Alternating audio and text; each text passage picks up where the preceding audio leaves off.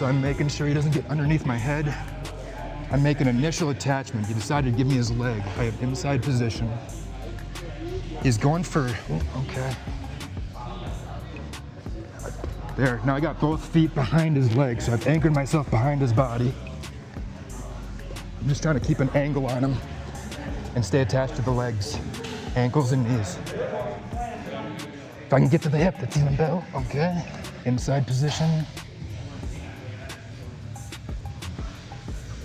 Nice pummel. All right, I have my attachment. I was able to get, now I want to get him off his hip. I'm gonna spin underneath. All right, I'm just gonna keep weight on the hip. Keep control of his foot so he can't rotate.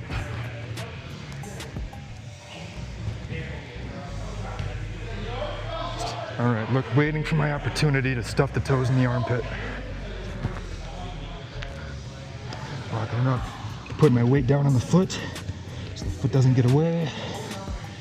And now I'm gonna slowly drive my hips through the knee. The tap.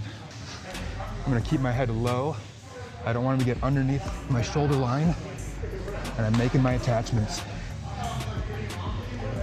I've got an attachment to the arm, so I'm gonna be looking at upper body submissions or sweeps, or getting to the back. I feel like I might be able to stuff this arm for a triangle. Also, since he went for a front headlock over here, I actually have a shot at this Kimura submission, a shoulder lock. So I'm just gonna try it and see what happens here.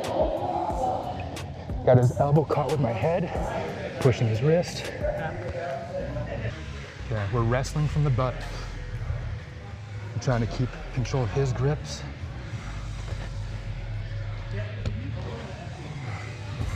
If I can get his arms out of the way, I can go for the legs and hips.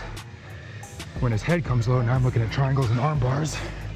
When his head goes up, I look at legs and hips. And I cover the hips. Now that I got the hips covered, I want to stay tight so he doesn't get his knees in my way. I'm digging this underhook. I want to stay inside the elbows. I'm inside elbows on both sides. Trapping the head and shoulders. Just holding tight, seeing what he's gonna do. He's not doing much, so I'm gonna work on progressing. Oop. Okay, this arm is vulnerable for Kimura. I'm gonna try to stabilize it. Lock that Kimura.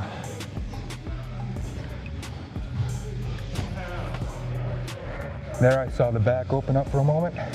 So I used the Kimura to pull myself to the back. Now I'm gonna try to trap his arms. I'm gonna control his hands with my hands. Try to get his elbows down by his side so I can use my leg to pin the elbow and control the hands.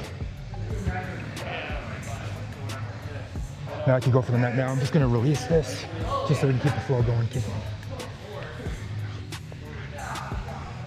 From closed guard, I try to climb high, control the posture, and I want to get one of my legs over his shoulders. One of my legs above his shoulder line. Like that. Now that my leg is covering the shoulder, I've got some attacks at my disposal. Here, I'm going to take this arm, this defensive arm, I'm going to try to move it out of my way. Stuffing it in my hip.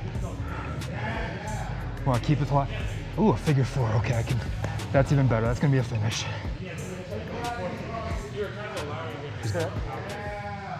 All right, guys, I want to talk through a few things that just occurred in that last roll that I did.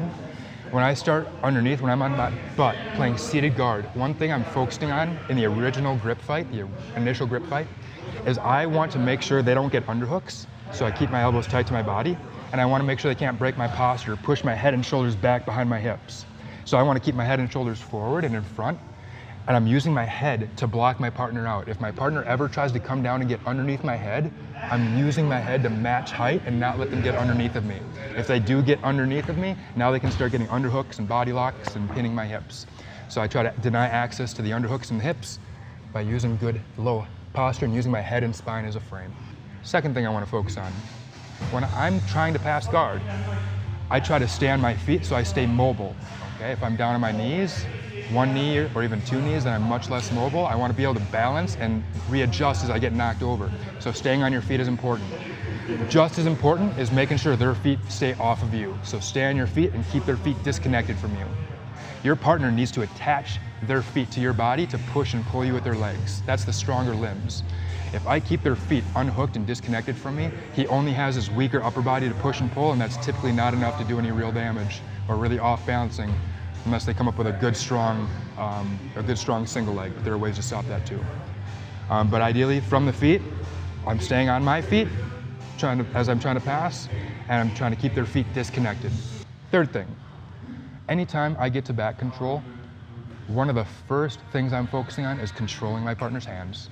It's so common that when someone gets to the back, they get really excited for the finish and they just start digging the choke, but it's really hard to finish the choke when someone has got two defensive hands in your way. So one of my first things I focus on is when I get to the back is not the choke, not the neck, but rather control the hands and make sure they can't use their hands to defend and escape and defend the choke. Then I can use those grips to pass off to better positions, to trap their arms better, so I don't have to deal with their defensive hands and get the finish. So when we're on the butt, no underhooks and good low posture so they can't drive you back. When we're standing, stay on your feet to pass the guard and keep their feet off you. And when you get to the back, get control of those hands.